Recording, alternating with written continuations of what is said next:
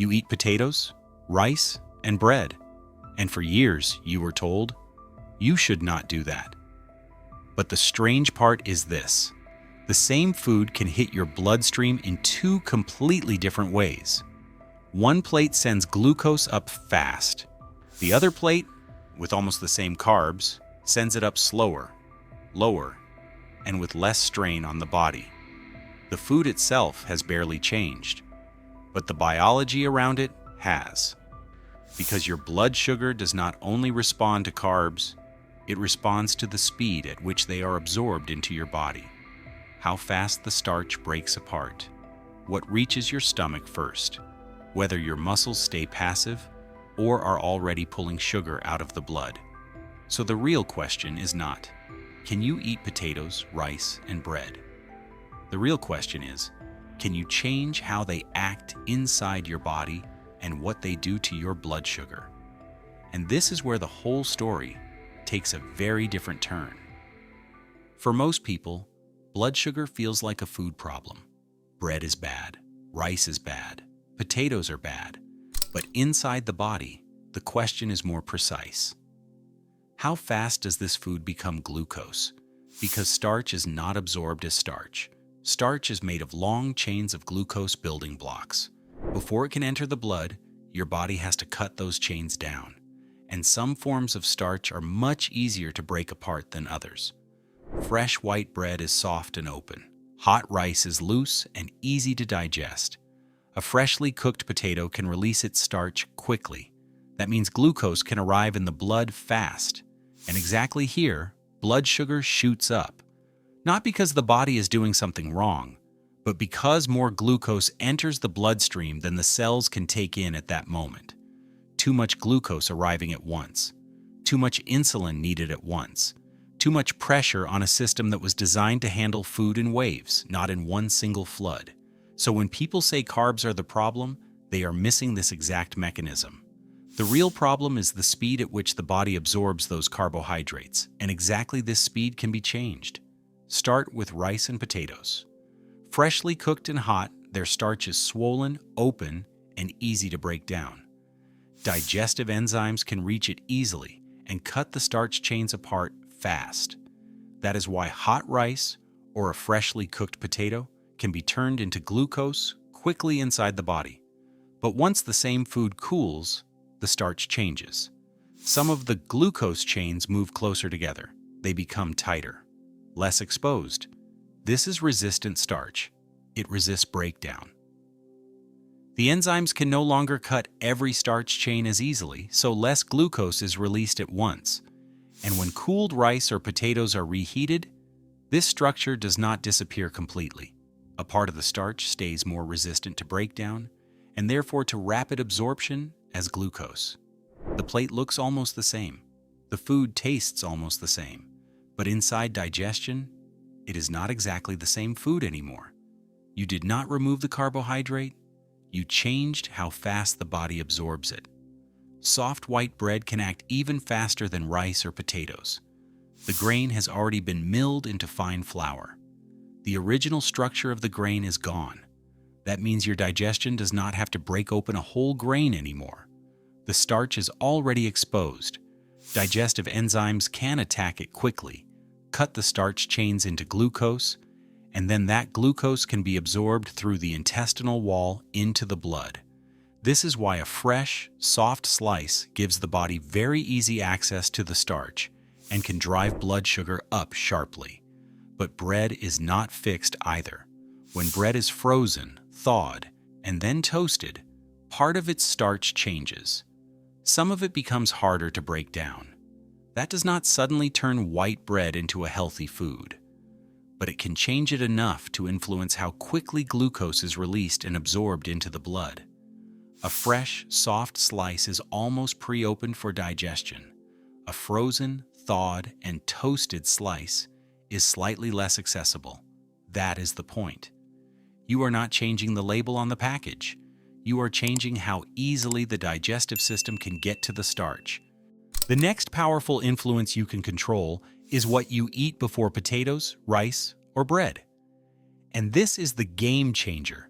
Because carbohydrates do not enter your body in isolation when you eat them as part of a meal. They arrive behind whatever came first. If starch hits an empty stomach first, it has a fast route forward. Bread, rice, or potatoes can move quickly toward the small intestine, where glucose is absorbed into the blood. But if vegetables, protein, or some fat arrive first, the whole meal changes. The stomach slows its work.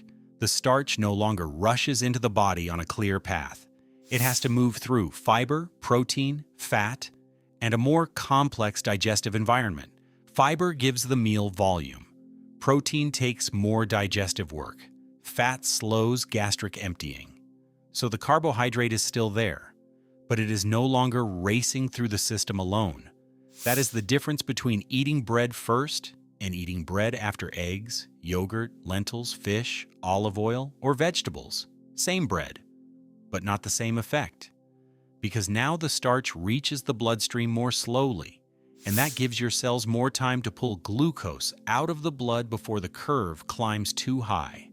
The strongest immediate effect comes after the meal, because once glucose is already entering your blood, digestion is in full motion. Now the question becomes, where does this glucose go?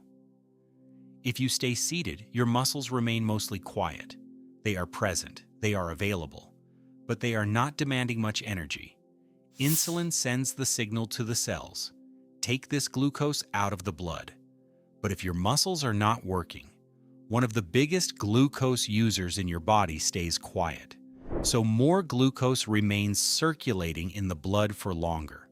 There is no strong muscular demand pulling it out quickly. That changes as soon as you start walking. Your leg muscles begin to contract. And contracting muscles need energy immediately. They start pulling glucose out of the bloodstream and turning it into usable energy for movement. This is why a walk after potatoes, rice, or bread can make such a difference.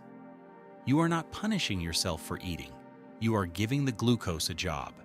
Instead of letting it climb higher in the blood, your muscles use it to create motion.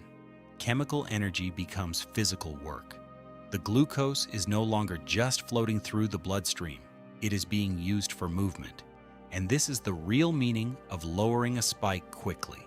The moment your muscles start working, they change the metabolic situation inside your body. The starch has entered the blood as glucose, but now your muscles are pulling it out. But there is one mistake you cannot make here. These changes do not erase the carbohydrate. They change the way your body has to deal with it. A cooled potato is still a potato. Toasted bread is still bread. A walk after rice does not make the rice disappear. What changes is the pressure on the system. Less glucose arriving at once. More time for the cells to take it in. More demand from working muscles. That is the point. You are not trying to trick the body. You are working with the way it already handles starch, digestion, insulin, and movement. And if you use insulin or glucose-lowering medication, this matters even more. When resistant starch, food order, or walking changes your glucose curve, the usual medication response may no longer match the meal in the same way. A smaller spike sounds good. But if medication is already pushing glucose down, blood sugar can drop too low. So if you are changing your eating pattern, your movement after meals, or the way you prepare starches, watch it carefully. And if you take medication for blood sugar, speak with your doctor before making bigger lifestyle changes. Here's the part that makes the whole picture click. When blood sugar comes back down, the meal is still not over. The starch that resisted digestion keeps moving. It passes through the small intestine and reaches the colon, where your gut bacteria get to work and ferment that starch. And from that fermentation, they produce short-chain fatty acids, butyrate, propionate, acetate. These are not just waste products. They act like small metabolic messages. They can help the gut release hormones that slow digestion and improve the way the body handles glucose. They can influence how sensitive cells are to insulin. They can even affect how the liver releases and stores energy. So now the potato is doing something completely different. It is no longer just glucose. It has become food for your gut bacteria. The next hunger signal can be weaker. The next insulin response can be lower. The next blood sugar curve can rise more slowly.